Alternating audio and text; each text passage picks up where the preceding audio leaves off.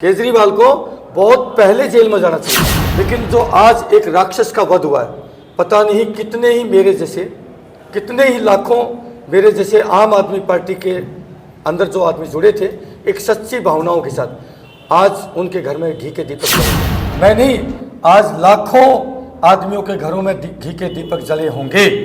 लेकिन हाँ, मोदी साहब पिक एंड चूज वाली जो पॉलिसी ना, ये भी देश माफ नहीं करेगा। आज उन्हीं लाखों लोगों की बद्दुआएं आपके ऊपर लगी हैं और इस पार्टी को लगेगी। और आज मैं फिर अगेन, क्योंकि मैं फौजी आदमी, मैं राजनीति करने नहीं आया, हम राजनीति करने नहीं आए, हमें कोई जरूरत नहीं राजनीति करने की। हम आए हैं देश की दिशा और दशा बदलने के लिए।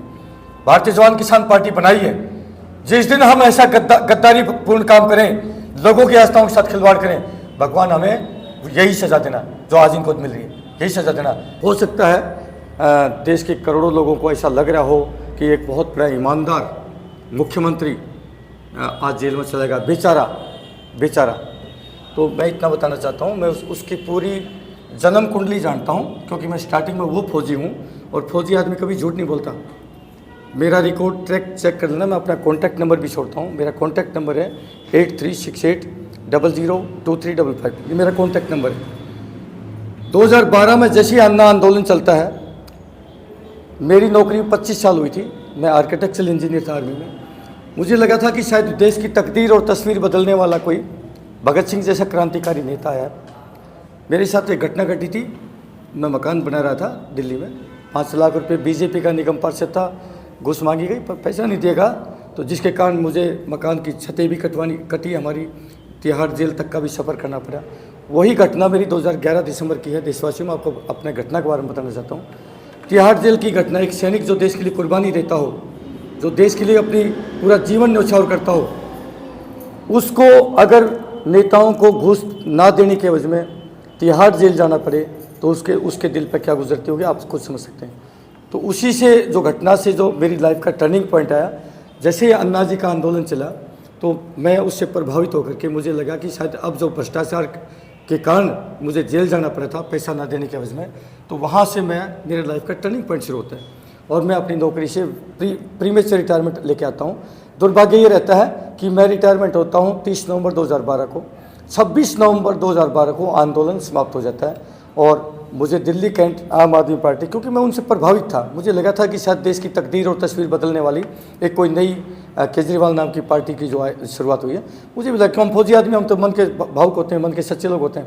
तो हम लोगों ने दिल्ली कैंट से मुझे जिम्मेवारी दी गई आम आदमी पार्टी की।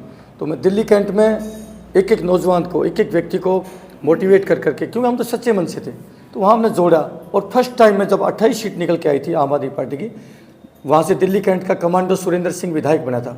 उसका नंबर भी है, मैं अगर कोई है तो मैं नंबर भी बोलता हूँ, बाई हार्ड मेरे को याद है, ठीक है। उसका 9650 210 225, 9650 210 225, ये मेरा आज भी नंबर याद है, क्योंकि मेरे घर पर रहकर विधायक बना था। पूरी कंपेनिंग मेरे घर से रही हुई थी, जो द्वारका में मेरा मकान था। पूरा का पूरा दिल्ली कैंट का स्टार प्रवक्ता मैं था, क्योंकि हमने तो बड़ी आत्मा के साथ मेहनत करी थी। लगा था कि शायद कुछ मेरे देश की तकदीर तस्वीर बदलेगी, देश की राजनीति में बदलाव आएगा। जो भ्रष्टाचार, जिस कांग्रेस और भाजपा को हम लोगों ने भ्रष्टाचारी, तानाशाही, क्या क्या बोल करके हमने इस पार्टी को खड़ा किया था। और मैं अकेला नहीं था इसमें, मैं आपको बता दूं पत्रकार महोदय, इसमें लाखों ऐसे कार्यकर्ता थे जो स्टार्टिंग में इस पार्टी के साथ जुड़े थे, बिल्कुल एक सच्ची नेक नीति के साथ जुड़े थे। लाखों अनेकों ऐसे कार्यकर्ता थे जिनके इमोशन का कत्ल हुआ, मैं आपको बता दूं, उनके इमोशन का कत्ल हुआ है। और उस कत्ल का असली गुनहगार इसका जो है मुख्य है केजरीवाल साहब। आज एक बहुत बड़े राक्षस का जो है वहाँ पर जाना हुआ है। मैं इसमें नहीं कहता कि ईडी का जो छापा पड़ा है कि ईडी ने जो किया है तो कुछ ने घोटाला समझ के किया होगा।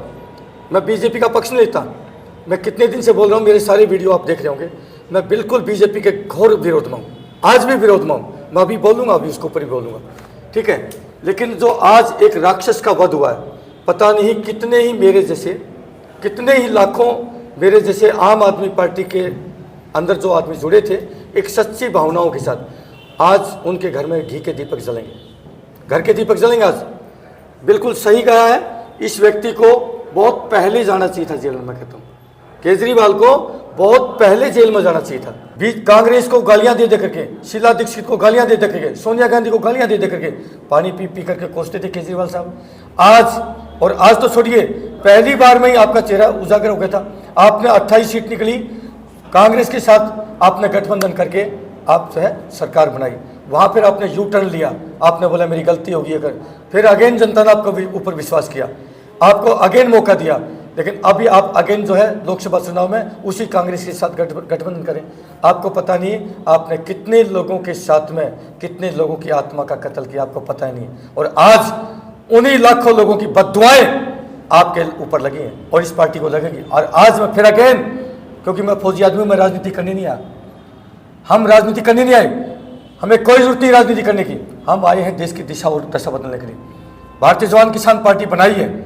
जिस दिन हम ऐसा गद्दारी पूर्ण काम करें, लोगों की आस्थाओं के साथ खिलवाड़ करें, भगवान हमें यही सजा देना जो आज इनको मिल रही है, यही सजा देना। इतना ही कहूँगा। आज की जो इस प्रेस वार्ता में आप लोग आए, बिल्कुल जो मैं नहीं, आज लाखों आदमियों के घरों में घी के दीपक जले होंगे।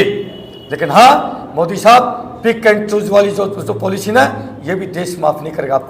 आपको भी एक दिन जेल जाना पड़ेगा।